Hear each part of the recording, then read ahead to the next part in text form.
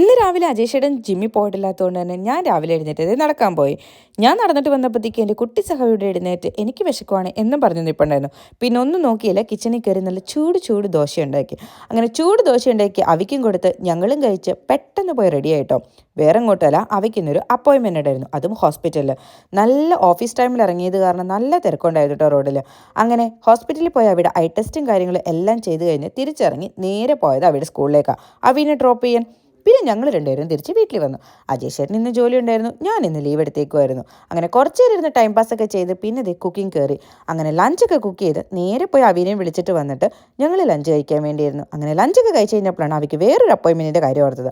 പോകുന്ന വഴിക്ക് എൻ്റെ ഒരു പാഴ്സലും ഡ്രോപ്പ് ചെയ്യാനുണ്ടായിരുന്നു. അങ്ങനെ ദേ ഞങ്ങൾ ജീപ്പിലെത്തിക്കഴിഞ്ഞാൽ അവയുടെ മെയിൻ പരിപാടിയാണ് ദേ ഈ ടോയ്സൊക്കെ എടുത്ത് കളിക്കുക എന്നുള്ളത്.